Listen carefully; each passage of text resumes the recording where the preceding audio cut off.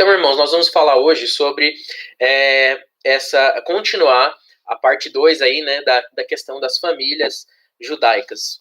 Voltando só na lembrança, né, os ritos de passagem, nascimento, maturidade, casamento e morte, marcam justamente as principais fases da vida de um homem, principalmente, né, mais do que da vida de um judeu ou uma judia, mas exatamente de um homem, que era uma figura mais proeminente, né, não queria dizer mais importante, mas infelizmente dentro da cultura tinha.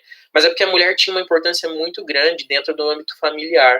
Ela era a chave central para a perpetuação do povo, né? Então, a mulher tinha uma importância sim dentro da estrutura da família, até porque ela era quem mantinha a coesão familiar.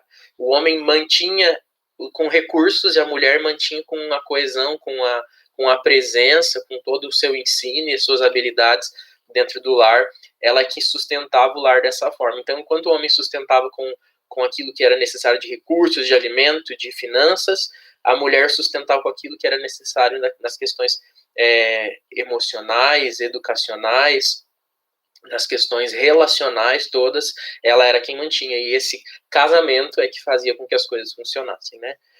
Então, havia esse entendimento de que os pais viviam através de seus filhos, então justamente por isso que ter filhos era uma bênção muito grande, era não só a alegria de aumentar a família, mas era também a alegria de saber que você viveria através do seu filho.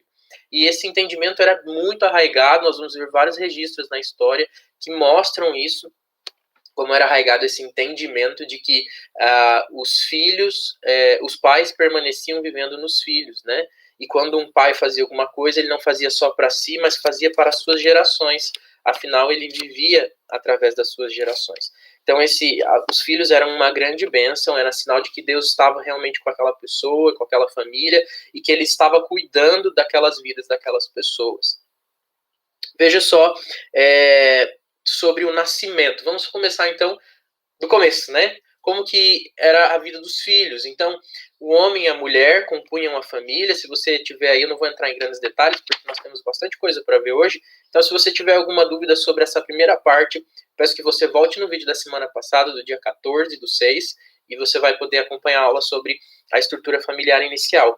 Então, nós vamos aqui a partir dos filhos, né? E o filho inicia realmente no nascimento. A bênção de ter um filho era muito grande, e esse nascimento era um momento muito aguardado.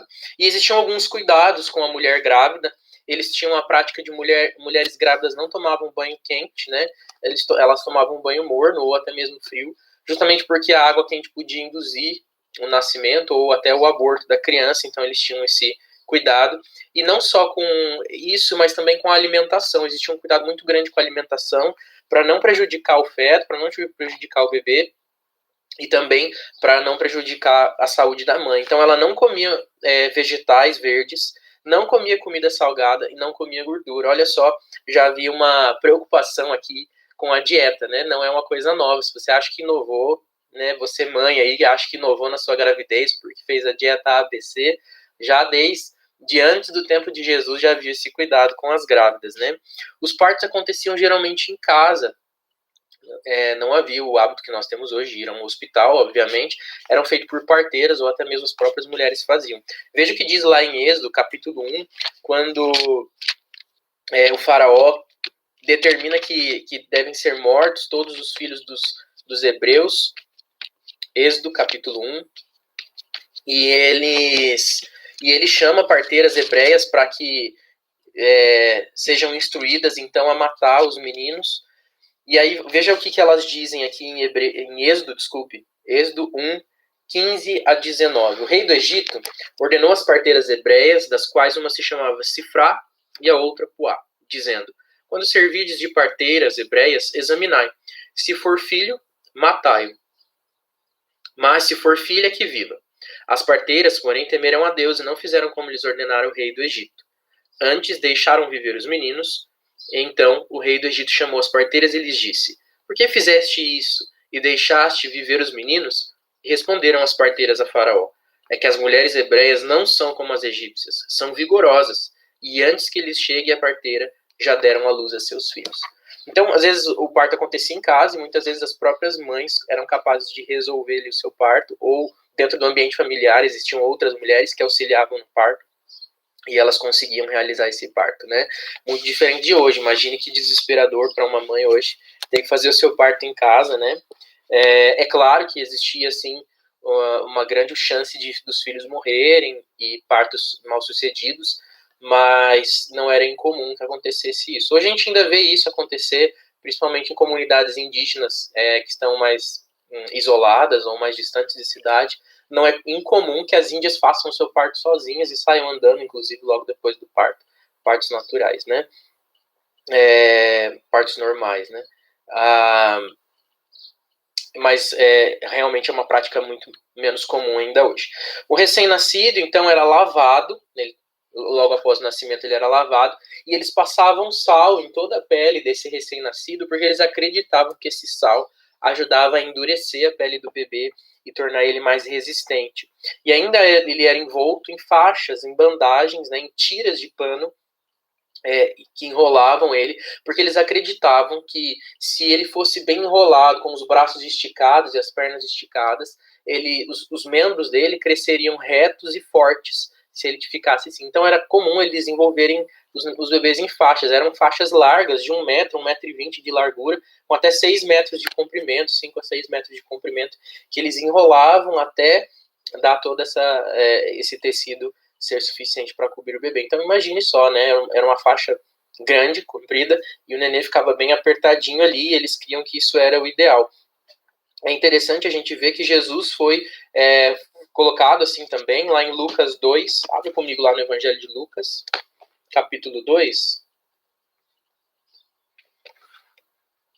versículo 12, que diz assim: e isso vos servirá de sinal. Encontrareis uma criança envolta em faixas e deitado em manjedoura. Então Jesus foi envolvido em faixas. Nós temos lá em Ezequiel, capítulo 16, versículo 4.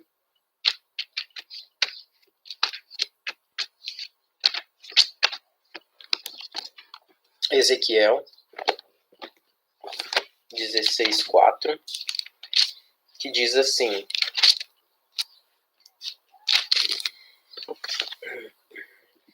quanto ao teu nascimento, no dia em que nasceste, não te foi cortado o umbigo, nem foste lavada com água para te limpar, nem esfregada com sal, nem envolta em faixas. Então, esse texto aqui, ele está fazendo uma linguagem figurada, né? Usada aqui, o Senhor falando a Jerusalém, como ela nasceu abandonada, como ela nasceu sem os cuidados devidos, porque a origem dela não era no meio do povo de Deus, mas ela existia antes e foi tomada depois, né, pelo povo de Deus. Mas ele usa então essa figura do nascimento e ele descreve as práticas aqui que eram feitas com recém-nascidos. Cortar o umbigo, né, o cordãozinho umbilical, nem foste lavada com água para te limpar, como eu disse, eles eram lavados, nem passado sal, nem esfregada com sal, a crença de que a pele ficava mais firme, endurecida, e nem envolta em faixas. Então também umas práticas do nascimento aí daquela época. Muito comum se fazer isso, e essas práticas se estenderam por um longo período. Outra prática muito importante que fazia parte do processo de nascimento era justamente a circuncisão. Desde o dia do nascimento até o dia da circuncisão, que era no 8º dia, no caso, claro, circuncisão dos meninos, né? Havia uma festa familiar, havia uma celebração familiar que acontecia durante esses 8 dias. O povo judeu é um povo muito festeiro, e eles fazem realmente várias festas bonitas, né? E essas festas estão sempre ligadas a questões familiares ou religiosas. Então, a circuncisão, ela era uma celebração familiar, mas também tinha um aspecto espiritual, religioso, porque ela marcava a aliança com Deus, né? Era uma marca no povo de Deus. Então, os meninos ao 8º dia eram circuncidados, ou pelo chefe da família. Nós falamos sobre esse chefe na semana passada, né? Que não necessariamente era o pai da criança, podia ser um avô, até um tataravô, mas era feito por esse chefe da família ali, ou por um médico. Um médico também podia ser chamado para circuncidar a criança ao 8º dia, e então nesse período entre o nascimento e o 8º dia acontecia essa festa, e que culminava com a circuncisão. É interessante que havia também uma bênção pronunciada no momento da circuncisão, e a bênção dizia assim: bendito seja o Senhor, nosso Deus, que nos santificou pelos seus preceitos e nos deu a circuncisão. Então essa bênção era pronunciada justamente no momento da circuncisão, e era feito isso. Antes dessa prática ser adotada pelos judeus, ela já existia em outros povos, e ela estava muito ligada a uma consagração da sexualidade, do vigor daquela criança, daquele jovem que nascia, a alguma divindade. Mas Deus institui isso ali em Gênesis, né? Lá com Abraão, institui a circuncisão como uma marca da sua aliança com o seu povo, dizendo que o seu povo pertencia a ele completamente, desde o princípio, desde o começo das suas vidas, né? Então os judeus praticavam isso e todos deviam ser circuncidados. E a gente vê lá isso em Gênesis capítulo 17, eu vou pedir que você abra comigo. Gênesis capítulo 17, né? Então o que era essa circuncisão? Era o corte de uma pele sobressalente no pênis da criança, era feito o corte dessa pele e extraído esse pedaço, e era uma marca física do pertencimento do povo de Deus. Gênesis capítulo 17, versículos 9 a 14 diz assim, ó, disse mais Deus a Abraão, guardarás a minha aliança, tu e a tua descendência, no decurso das suas gerações. Esta é a minha aliança, que guardareis entre mim e vós e a tua descendência. Todo macho entre vós será circuncidado. Circuncidareis a carne do vosso prepúcio. Será isso por sinal de aliança entre mim e vós. O que tem 8 dias será circuncidado entre vós, todo macho nas vossas gerações, tanto escravo nascido em casa como comprado a qualquer estrangeiro, que não for da tua estirpe. Com efeito, será circuncidado o nascido em tua casa e o comprado por teu dinheiro. A minha aliança estará na vossa carne, e será aliança perpétua. O incircunciso, que não for circuncidado na carne do prepúcio, essa vida será eliminada do seu povo, pois quebrou minha aliança. Então era um símbolo não simplesmente de cultural, mas era um símbolo da aliança com Deus, era um símbolo daquilo que Deus havia feito de aliança com o seu povo e de que ali forjava neles um caráter específico como povo de Deus. Outra coisa que era extremamente importante junto à circuncisão, e que acontecia geralmente junto à circuncisão, era dar um nome para a criança. O nome tinha um significado muito forte, muito grande, muito importante dentro da cultura judaica. Então, dar um nome não era simplesmente o nome que gostava, mas o nome tinha a ver com as características da criança.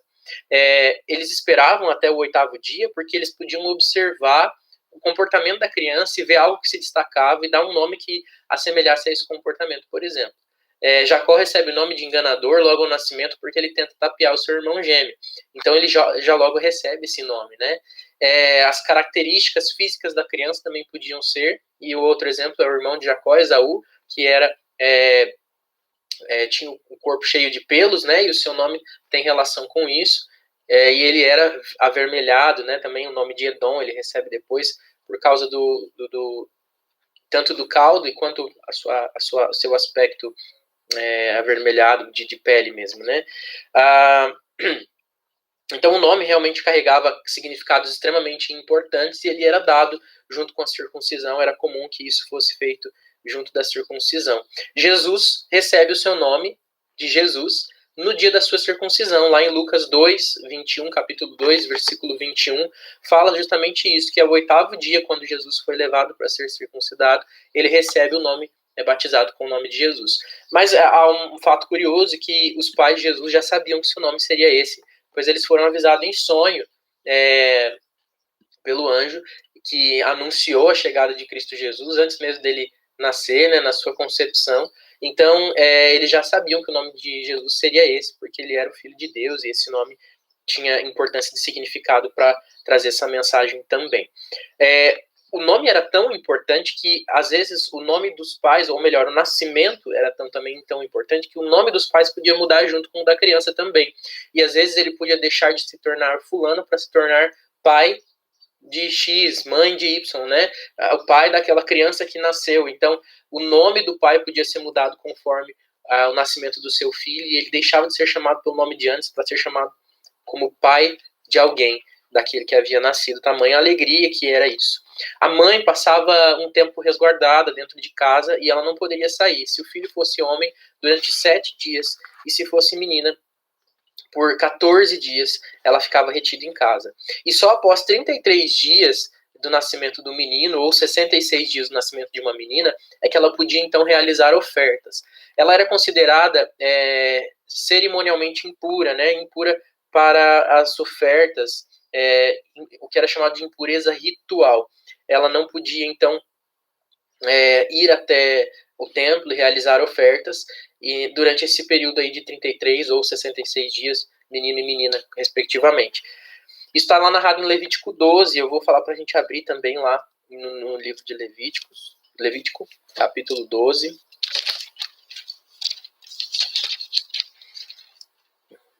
É um capítulo curtinho e ele fala justamente sobre isso, sobre a purificação da mulher depois do parto. E havia essa prática. Disse mais o Senhor a Moisés. Eu estou lendo Levítico capítulo 12. Disse mais o Senhor a Moisés. Fala aos filhos de Israel. Se uma mulher conceber e tiver um menino, será imunda 7 dias. Como nos dias da sua menstruação, será imunda.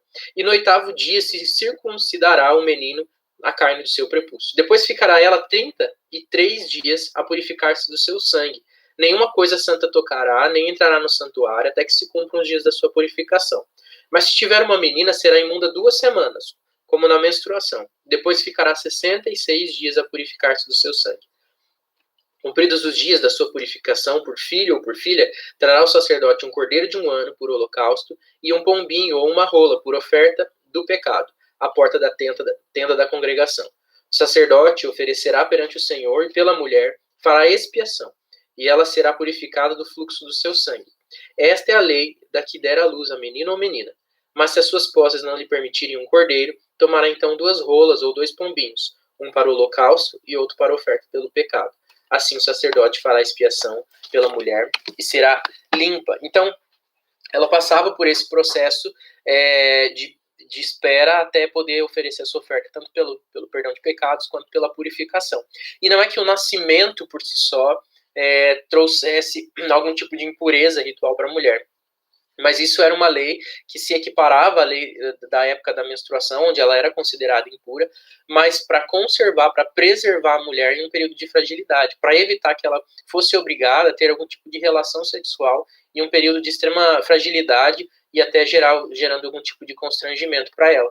Então, ela ficava esse tempo resguardada, separada, para que ela não fosse obrigada ou submetida a relações e nem considerada pura, para que não tivesse em contato com ela, para que ela tivesse um tempo de recuperação mesmo da sua saúde, então pudesse retomar as atividades comuns do dia a dia. Se fosse, então, o primeiro filho, havia necessidade de se pagar um resgate.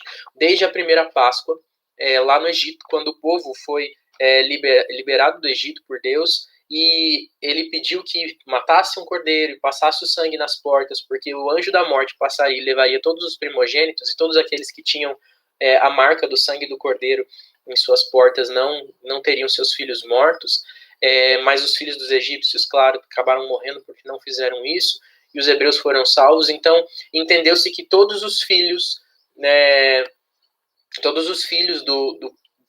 vindos do povo de Deus, todos os primogênitos, eles pertencem a Deus, pois Deus salvou da morte.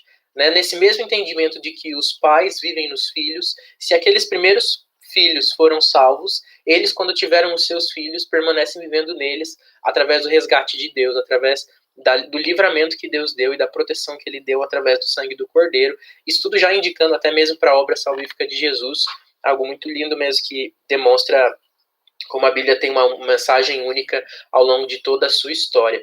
E então, se os filhos pertenciam, era necessário pagar uma quantia ao templo, como forma de oferta ao Senhor mesmo, e de sustento da casa, uma oferta de 5 ciclos por esse primeiro filho, né? Era um resgate pago pelos pais. Jesus provavelmente gerou, né, esse dever aos pais também, como filho primeiro, e eles tiveram que pagar isso também.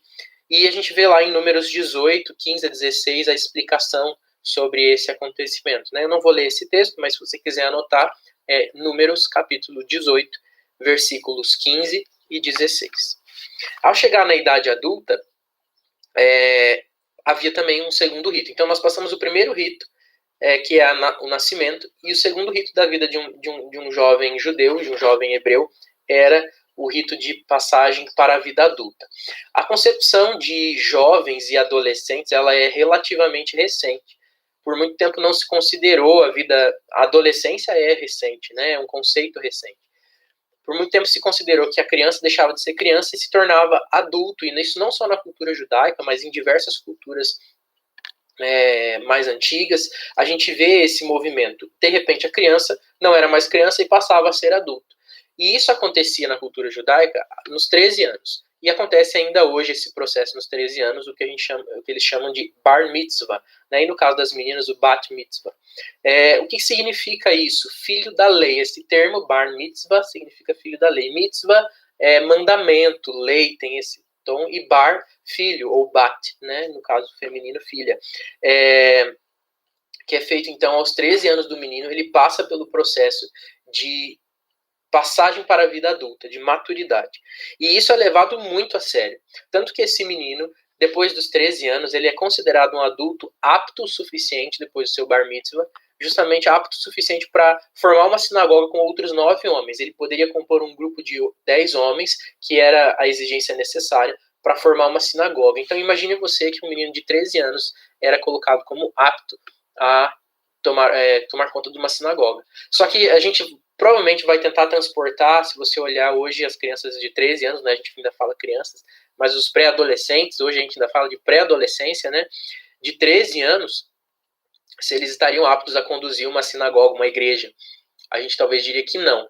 Mas é claro que a criação era totalmente diferente, as crianças iniciavam a vida de jornada de trabalho muito mais cedo, tomavam responsabilidades muito mais cedo, e como homens, eles tinham responsabilidade muito grandes dentro de casa, porque eles formariam um lar em breve.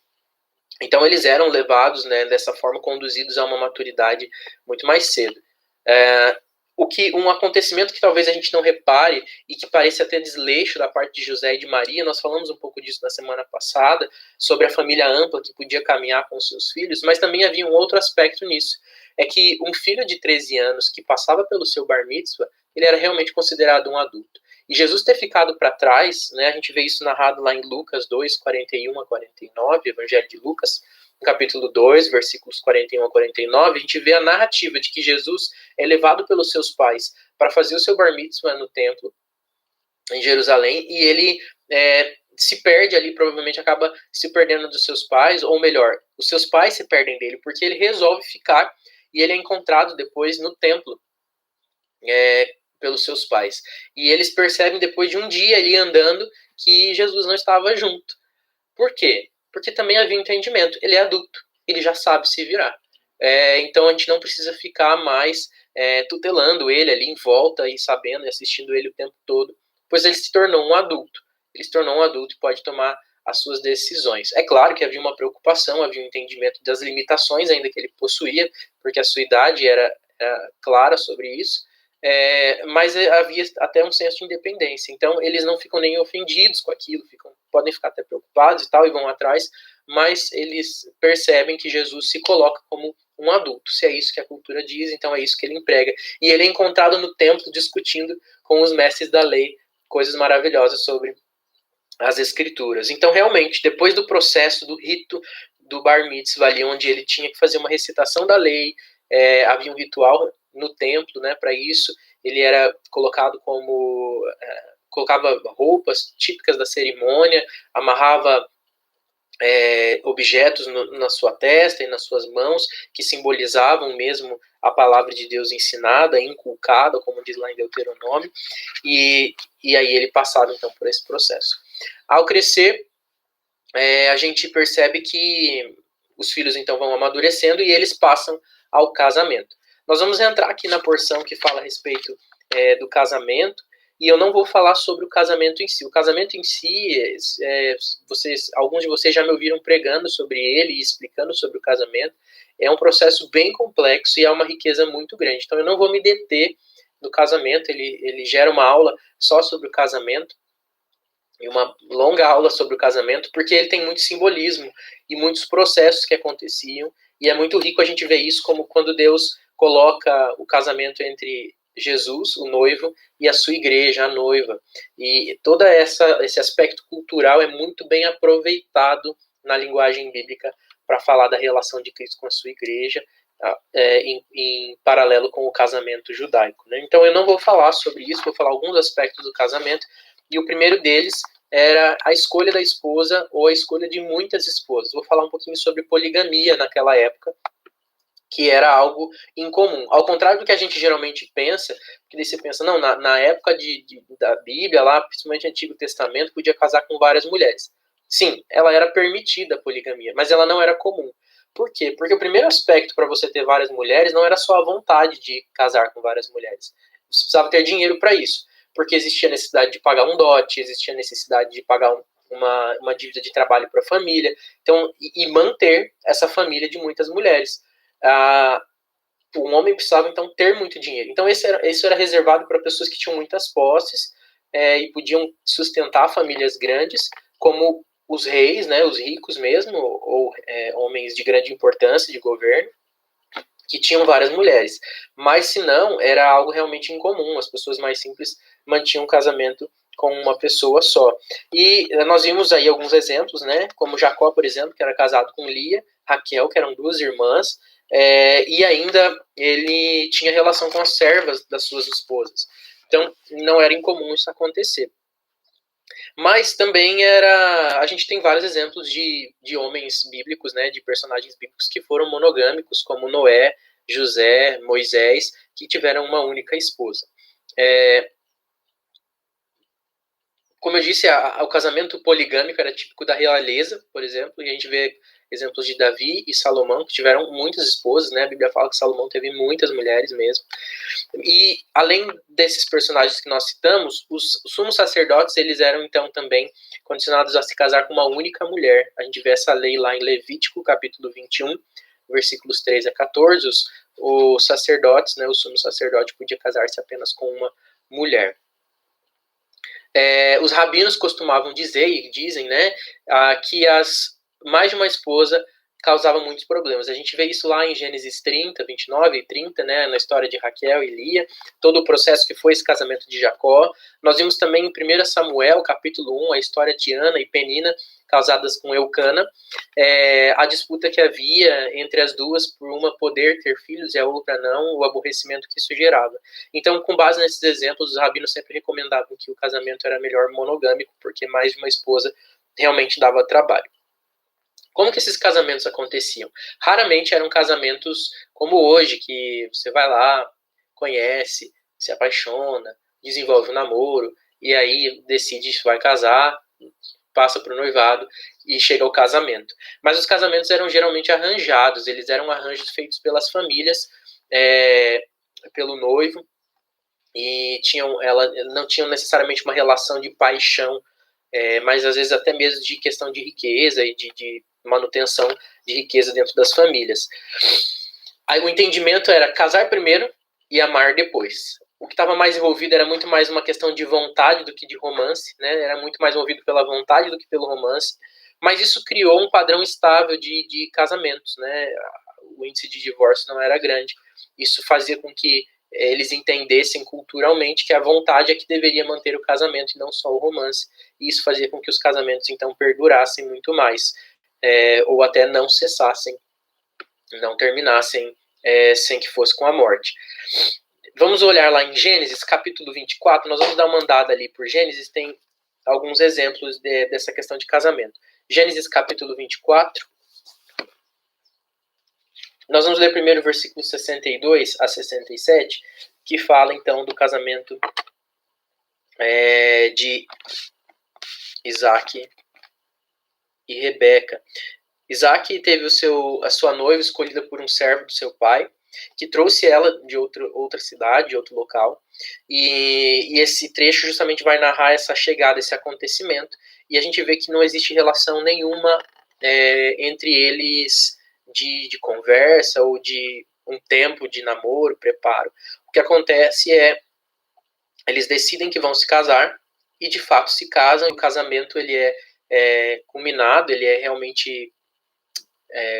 me fugiu a palavra, né? Ele realmente acontece ali, ele é consumado, essa é a palavra, consumado com o ato sexual.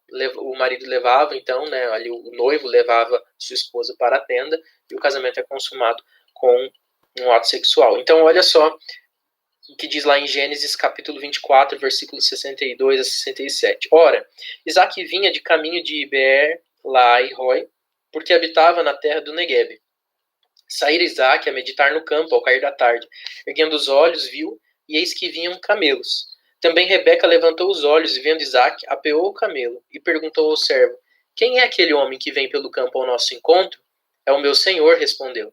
Então tomou ela o véu e se cobriu. O servo contou a Isaac todas as coisas que havia feito.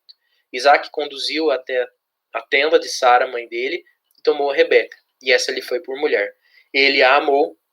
Assim foi Isaac consolado depois da morte de sua mãe. Então eles se casam, acaba sendo ali um amor à primeira vista, porque eles se veem, se relacionam e aí ele a ama, né? Narra que ele a amou, ele se afeiçoou por ela. Mas é um contato direto e o casamento arranjado ali pelos pais, né? Quem foi fazer esse arranjo, nesse caso, foi um servo de Abraão, que vai até a terra onde Rebeca mora e lá encontra ela e ela aceita se casar. O fato de que o casamento era arranjado não quer dizer que ele não era considerado na vontade dos filhos. E olha o que acontece nesse mesmo episódio do casamento, um pouquinho antes, lá no versículo 58 do capítulo 24. Acho que eu marquei errado o versículo, aqui, vamos ver. 58. É isso mesmo. Versículo 58 diz assim: Chamaram, pois, a Rebeca e lhe perguntaram: Queres ir com este homem? E ela respondeu: Irei. Esse homem aqui, né, se você ler depois com calma a história toda, é o servo de Abraão e que vai lá e propõe: olha, eu vim buscar uma esposa pro filho do meu senhor e eu gostaria de saber se Rebeca quer ir. E o pai pergunta para ela: você quer ir com este homem? E ela decide que vai. Então, não necessariamente o fato de ser arranjada é que era totalmente desconsiderada a vontade dos filhos. Ela podia sim ser considerada nesse arranjo para que não fosse algo totalmente contra a vontade deles, né? Mas não quer dizer que também não houvessem casamentos impostos. E também não quer dizer que não existiam filhos que se casavam contra a vontade dos pais com pessoas com quem eles não escolheriam. Olha lá Gênesis 26, 34, 35, um pouquinho para frente aí, 2 capítulos para frente, os versículos 34 e 35 do capítulo 26 mostram Esaú fazendo um casamento que desagrada seus pais. Tendo Esaú 40 anos de idade, tomou por esposa Judite, filha de Beeri, Eteu, e a Basemate, filha de Elon, Eteu. Ambas se tornaram amargura de espírito para Isaac e para Rebeca. Provavelmente também porque era um casamento com estrangeiras, né? E eles se incomodam com isso. Mesmo Esaú tendo aí seus 40 anos, ele não faz um casamento arranjado pelos pais e ainda casa com 2 estrangeiras, o que traz bastante aborrecimento para eles.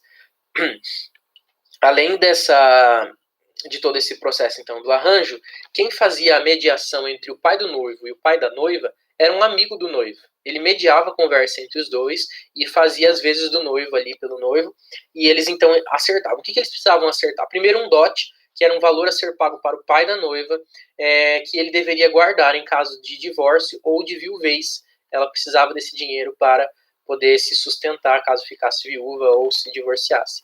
E ele podia, então, podia gastar esse dinheiro, mas ele podia gastar os juros desse dinheiro. Ele podia colocar esse dinheiro para ser multiplicado e ele podia utilizar-se dos juros desse dinheiro. Então, precisava ser feito esse acerto de qual seria o valor desse dote. Era necessário também um valor dado à família da noiva para compensar a força de trabalho que eles perderiam com ela. Né? Ela deixaria de trabalhar em casa e passaria a fazer parte de outra família, então ela deveria ter um acerto aí de valores. Eu vi que tem 2 comentários aqui, vou dar uma olhada. O Kleber falou: bom dia, Kleber, bem-vindo.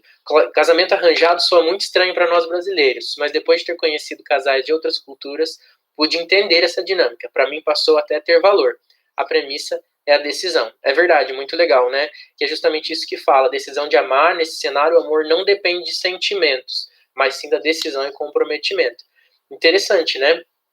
Porque realmente o romance é importante, mas hoje se baseia tanto no romance que há só um envolvimento emocional e muitas vezes extremamente raso e passageiro. Mas não há a decisão de amar. E amar tem muito mais a ver com decisão. Quando a gente olha a própria palavra, o amor está muito mais relacionado à decisão. Uma decisão que gera sentimento, sim, né? Ela não é uma decisão fria, ela é uma decisão baseada também em sentimentos, mas ela não é uma decisão racional, porque quando o sentimento acaba, a decisão precisa permanecer, né?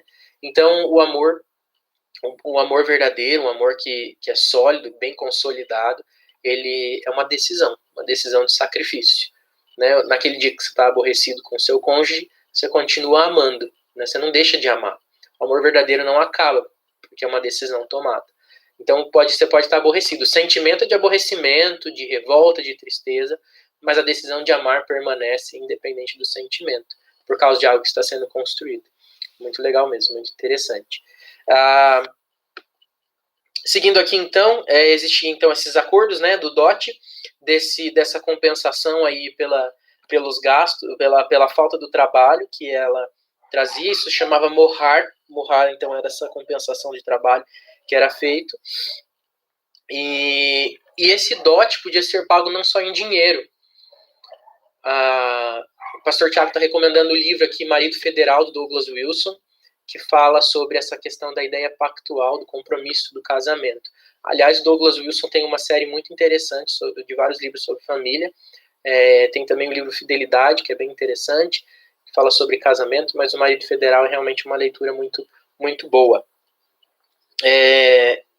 Quero então aqui retomar que a gente estava dizendo sobre o DOT. Ele pode ser pago também com serviços, ele não necessariamente precisava ser pago em dinheiro, ou então com inimigos que eram vencidos em nome do pai da noiva. O pai da noiva podia falar assim, então já que você não tem dinheiro, né, se fosse um cara mais simples, mais pobre, você pode pagar então com serviços, como aconteceu com Jacó, que trabalhou 14 anos pelas suas 2 esposas, ou você pode pagar derrotando um inimigo meu, que é o meu interesse, e você demonstrar então a força que você tem através disso.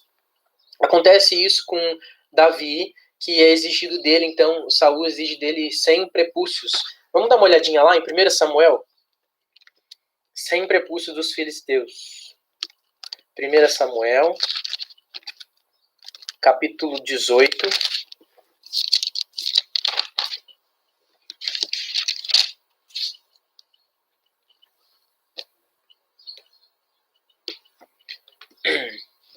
Versículo 25 fala assim: Então disse Saul, assim direis a Davi, o rei não deseja dote algum, mas 100 prepúcios de filisteus para tomar vingança dos inimigos do rei. Porquanto Saul tentava fazer cair a Davi pelas mãos dos filisteus. Então Saul pede um dote em forma de guerra, né, em forma de conflito, e pede 100 prepúcios, ou seja, a morte de 100 homens, ou pelo menos a prisão deles para arrancar os prepúcios, né, e que eles fossem levados para Saul como prova de valor que Davi tinha. Após então todo esse processo aí de negociação com os pais dos noivos, havia o casamento, o noivado, todo um processo, e o casamento. Como eu falei para vocês, eu não vou me deter no casamento, mas eu vou seguir adiante aqui e vou falar sobre o divórcio. O divórcio também era possível, ainda que não fosse encorajado. Ele era algo possível. E ele era feito através de um documento. Um homem poderia se divorciar, e Deuteronômio 24, versículo 1, fala que se ele encontrasse algo indecente em sua esposa, ele poderia então dar uma carta de divórcio. Não era simplesmente falar, está separada, como era feito nas culturas ao redor, mas a cultura judaica pedia que fosse feito um documento de divórcio. E esse documento justificava o divórcio e inclusive permitia à mulher que ela pudesse se casar outra vez com outro homem. Essa fala de que ele podia encontrar algo indecente na mulher, ela deixava sempre muito aberto, né? Existia várias posições entre os judeus para dizer exatamente o que era essa coisa indecente que ele podia encontrar. Geralmente era considerada a questão de má conduta, de infidelidade, de adultério, uma conduta sexual, algo relativo a essa área, que era considerado como uma conduta indecente. Mas em alguns dos teóricos, algumas práticas vão dizer que até um jantar mal feito podia ser considerado algo indecente e motivo para separação, um jantar estragado, algo assim. Um homem que tomasse uma mulher solteira sem se casar com ela, ou seja, que tivesse relação com ela sem ela sendo virgem e não casada, ele era obrigado a casar-se com essa mulher, e ele não podia mais se separar dela, o divórcio não era permitido nesse caso. Ou no caso de um homem que acusasse a sua esposa de não ser virgem, e fosse uma acusação falsa, por ter estragado a imagem dela, ele não era permitido que ele se divorciasse mais, ele deveria sustentar essa mulher até o fim da sua vida. Então, existiam esses casos onde não podiam acontecer o divórcio, e o casamento poderia ser refeito em caso de divórcio, mas desde que a mulher não viesse se casar com outro homem. Se ela se casasse com outro homem após o divórcio, e esse morresse, por exemplo, ela não poderia voltar com o primeiro marido. Mas se ele se casar, ela se separasse e não ficasse casada com ninguém, e por acaso resolvesse reatar o relacionamento anterior, eles podiam retomar o casamento. E a gente vê essa figura expressa na relação de Oséias, lá no capítulo 3 de Oséias fala sobre isso, né? É utilizado todo esse recurso legal aí de retorno do casamento, também para falar da relação de Deus com o seu povo, como ele pede para que ela espere e se purifique, e ele a tomaria ela de novo como esposa, sem que ela se prostituísse mais. Né? Se você não lembra bem da história de Oséias, vá lá e veja o livro de Oséias, é uma história bem peculiar, mas muito interessante, que fala dessa relação de Deus com o seu povo, da denúncia da prostituição do povo, mas também de Deus, como Deus restauraria o seu povo e o tomaria e o desposaria o seu povo, né? De qualquer forma, mesmo que ele fosse, então, o divórcio fosse algo possível e legalmente resguardado, coberto, não era encorajado, porque realmente não era algo aceitável aos olhos de Deus, não é algo bom aos olhos de Deus. Deus não fez o casamento para ser desfeito, mas ele realmente fala que aquilo que Deus uniu, que o homem não separe, mas que ele conserve. E a gente vê isso lá em Malaquias 2:10, e a gente vê também em Mateus capítulo 5, eu vou pedir para você abrir lá junto comigo em Mateus capítulo 5. Versículos 31 e 32, que dizem assim: também foi dito, aquele que repudiar sua mulher, dê-lhe carta de divórcio. Eu, porém, vos digo, qualquer que repudiar sua mulher, exceto em caso de relações sexuais ilícitas, a expõe a tornar-se adúltera. E aquele que casar com a repudiada comete adultério. Isso é o próprio Jesus falando aqui no Sermão do Monte. E a gente vê mais uma vez uma outra fala no capítulo 19 de Mateus, um pouquinho aí para frente, Mateus 19, no versículo 6, que diz assim: de modo que já não são mais dois, porém uma só carne. Portanto, que Deus ajuntou, não separe o homem. E aqui nesse texto aqui do capítulo 19, ele fala sobre toda essa questão do divórcio, e ele deixa muito claro que isso é por causa da dureza do coração do homem, e não porque é algo que Deus permite, mas justamente porque o homem tem o coração duro, é que abre-se então a possibilidade do divórcio. Então, que nós não sejamos coração endurecidos, mas que possamos lutar pelos nossos relacionamentos, pelas nossas famílias, mesmo em tempos tão difíceis, né, que possam surgir dentro dos relacionamentos. Se relacionar é um grande desafio, manter um casamento é um grande desafio. E é preciso, então, um esforço empregado e uma submissão à vontade de Deus mesmo, buscar isso em Deus. Opa, estou aqui vendo que subiram mais comentários. A decisão de amar é uma demonstração do amor de Deus para aqueles que não merecem. Nós, perfeito, Lúcia. É isso mesmo. A Luciane falou algo aqui que resume isso, né? A decisão de amar que nós tomamos, ela é reflexo da decisão que Deus tomou de nos amar. Porque nós somos completamente indignos e não merecedores do amor de Deus. Não tem nada que eu possa fazer para que Deus me ame. Não tem nada que eu possa fazer para convencê-lo que eu sou digno do seu amor. Mas também não tem nada que eu possa fazer para que ele me ame menos. Porque ele decidiu me amar perfeitamente.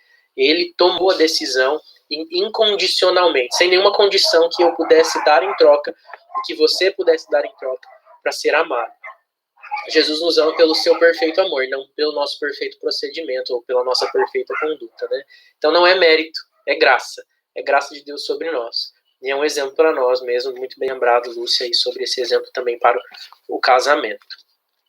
Depois do casamento, então se desenvolviam as famílias e a gente vivia todo esse processo aí que a gente falou, dos filhos, do nascimento, arranjo dos casamentos, até que se chegava ao período de velhice e a morte. Um ciclo de vida completo era considerado em torno de 70 anos naquela época. Veja o que diz lá em Salmo 90:10. Salmo 90:10 fala justamente isso, de que até os 70 vai, quem viver um pouquinho mais vai até os 80, mas depois disso, câncer enfado, né? Então veja lá, Salmo capítulo 90, livro dos Salmos. 90, versículo 10. Os dias da nossa vida sobem a 70 anos, ou, em havendo vigor, a 80. Neste caso, o melhor deles é canseiro e enfado, porque tudo passa rapidamente e nós voamos. Olha só, então ele diz que, ainda assim, quando chega a essa idade, o melhor que se consegue é canseira e enfado. Esse é o auge da velhice, né? Então, porque para eles, justamente, o ciclo de vida era de 70 anos, mais ou menos, e por aí vai. Hoje a gente vê que isso muda muito, uma pessoa de 70 anos ainda tem muito vigor, isso tem mais a ver com a nossa questão de saúde, de possibilidade de alimentação e saúde, os recursos que a gente possui hoje faz com que aumente a nossa longevidade. E as pessoas hoje de 70 anos são muito mais ativas que as pessoas de 70 anos do tempo de Jesus, por exemplo. E que dirá então do tempo de Davi, muito antes ainda, né? Mas, então, nesse tempo, para eles, a vida se cumpria por aí. E poucos chegavam a essa idade. Não era incomum que eles morressem cedo. A não ser aqueles primeiros homens que viveram muitos anos, né? E a Bíblia fala aí de 300 anos, e até muito mais do que isso, viviam as pessoas.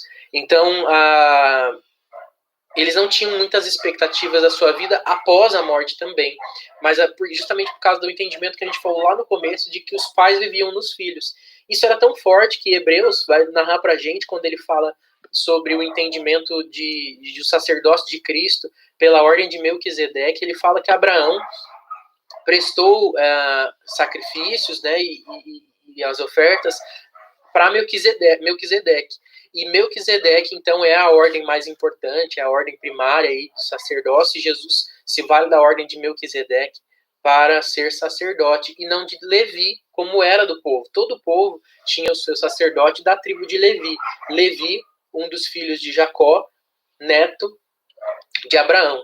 Então, o que ele quer dizer? Que quando Abraão presta sacrifício a Melquisedeque, Levi também prestava sacrifício a Melquisedeque através de Abraão como parte na sua descendência, como perpetuado na sua descendência. Então, o que Abraão fazia ali era prestar sacrifícios a Melquisedeque, como se Levi estivesse prestando. Então, se aquele que presta sacrifícios a alguém é menor do que aquele que recebe o sacrifício, então Levi era menor que Melquisedeque, por isso Jesus não se valia da tribo de Levi, mas se valia da ordem de Melquisedeque para ser considerado sacerdote, no seu ofício de sacerdote.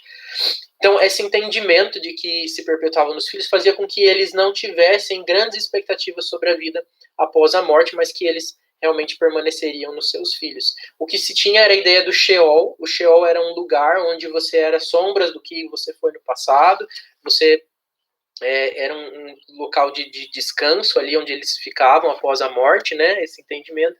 E o entendimento de ressurreição ele vai surgir lá nos dias de Daniel, com as palavras de Daniel, o entendimento da ressurreição tanto para a vida eterna quanto para um castigo eterno, como está narrado lá em Daniel capítulo 12, versículo 2. E Cristo, então, vem consolidar essa ideia da ressurreição muito mais completa, abrindo as portas da possibilidade da ressurreição para todo aquele que crê no seu nome, para todo aquele que confessa ele como seu Senhor e Salvador, compartilha com ele, né, se torna um cordeiro com Cristo da vida eterna, da possibilidade de ressurgir em Cristo Jesus para a vida eterna, e não mais para a morte eterna.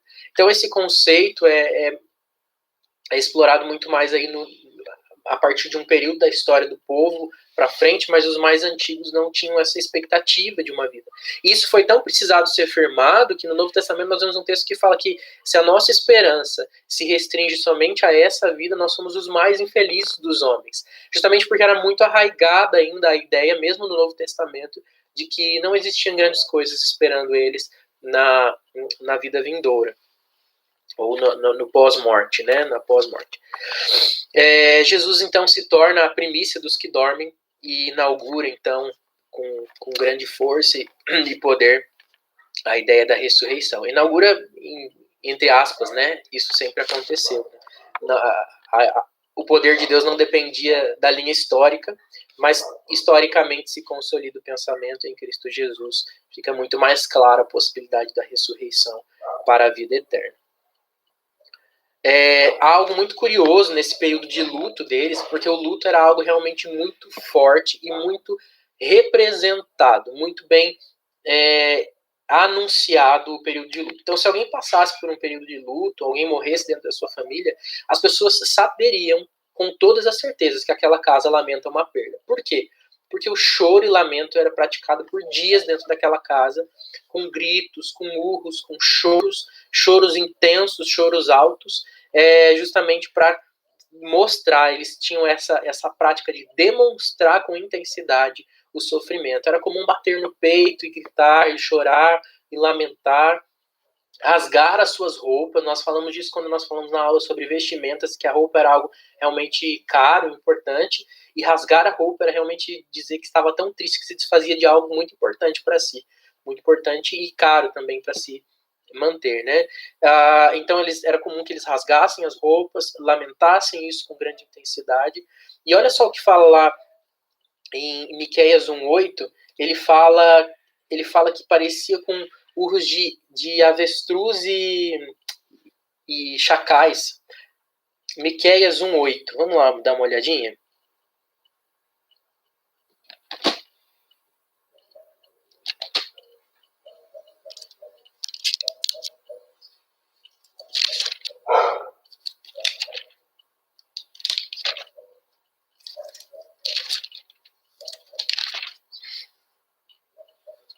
Miqueias, capítulo 1, versículo 8.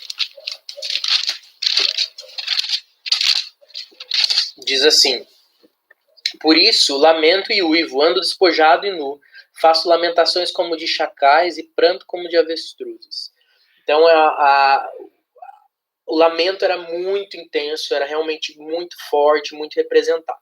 Os mais ricos podiam até contratar carpideiras profissionais, mulheres que iam chorar nos lutos, nos túmulos, nos sepultamentos, no processo de luto, profissionalmente. E elas urravam e gritavam em alta voz.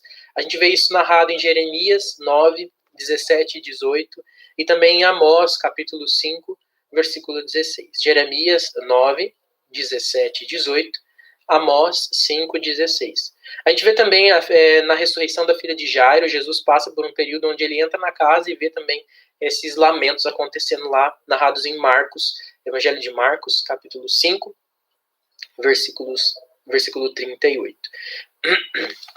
O sepultamento era feito muito rápido, porque era uma terra quente e isso fazia com que a decomposição fosse acelerada e ninguém queria um corpo decomposto por ali. Então, o período de luto não era um período longo, né, esse período do cerimonial, do rito de morte, mas era feito rápido, nunca feito em um sábado, porque era um dia separado para o Senhor, não podia ser feito esse tipo de trabalho. O corpo era lavado, envolto em um lençol de linho, frouxamente envolto, e levado em uma maca de madeira até o local de sepultamento, que geralmente era uma caverna natural ou uma caverna feita, né, produzida artificialmente, e era colocado ali o corpo, então, deitado num espaço, como se fosse uma bancada, né, onde depositavam o corpo ali, e depois de um tempo, quando decompunha esse corpo, porque os espaços eram limitados, os ossos eram juntados e colocados dentro de uma caixa de pedra, um ossuário feito de pedra, para que pudesse liberar espaço para um novo corpo.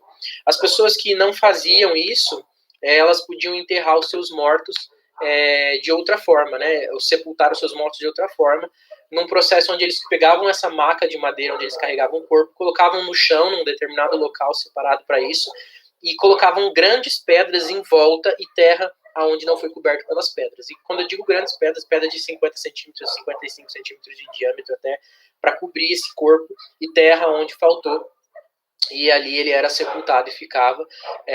Mas esse não era o método mais comum. O método mais comum realmente era de colocar dentro das cavernas e sepultar esses mortos. Essas cavernas eram fechadas com pedras ou do tamanho exato que se encaixavam na porta das cavernas, ou pedras arredondadas que deslizavam em uma canaleta e podiam ser rodadas então para abrir e para fechar. Só que era realmente muito difícil acessar esses túmulos e precisava de um esforço muito grande para rolar essa pedra, mais de uma pessoa precisava fazer isso, justamente para deixar esses corpos ali separados. Havia um respeito muito grande pelos mortos. Já ouvi narrativas de que também as portas dos túmulos eram baixas, obrigatoriamente, para que as pessoas tivessem que se abaixar ao entrar, em sinal de reverência e respeito àqueles que partiram, para que eles para que não entrassem então com algum tipo de arrogância, mas que soubessem que ali era um local de respeito. Era comum também que os túmulos fossem pintados de branco por fora, para que sinalizasse que ali haviam mortos, e como uma forma de separar aquele espaço, não como uma casa, não como uma caverna de moradia, porque às vezes podiam ser moradias em cavernas, mas que era um lugar de depositar os mortos. E Jesus até usa essa figura dos sepulcros caiados, né, para falar dos fariseus ali, daqueles que eram hipócritas no seu procedimento, lá em Mateus capítulo 23, versículo 27. Os cemitérios ficavam sempre fora da cidade, e só a realeza, só a família real era colocada, sepultada dentro da cidade. Era comum também que, para os ricos, né, para aqueles que tivessem maiores condições, fizessem uma pasta de ervas e passassem, banhassem todo o corpo e enrolassem com faixas, e aí virava uma espécie de pasta que secava junto com essas bandagens e formava um casulo para preservar o corpo. E também era colocado uma faixa para segurar o queixo na posição original, uma faixa em volta da cabeça, e também um chapéuzinho, que eles chamavam de barrete. Esse chapéuzinho, então, vinha sobre a cabeça do morto. Jesus passa por esse tipo de sepultamento, porque ele é sepultado por um homem rico. José de Arimateia cede ali o seu túmulo e sepulta Jesus. Lá em João, capítulo 19, versículo 40, nós vimos essa narrativa aí do sepultamento de Jesus. Era normal que fizesse uma refeição fúnebre que durasse em torno de uma semana, como se fosse realmente um período de luto, mas ainda se envolvia algum tipo de festa nesse luto. A gente vê isso lá narrado em Jeremias, capítulo 16, versículo 7. Para a gente encerrar, nós vamos falar aqui das viúvas, que eram então as que perdiam seus esposos, e elas podiam então retornar, ficar com a família do marido, caso houvesse alguém que as resgatasse.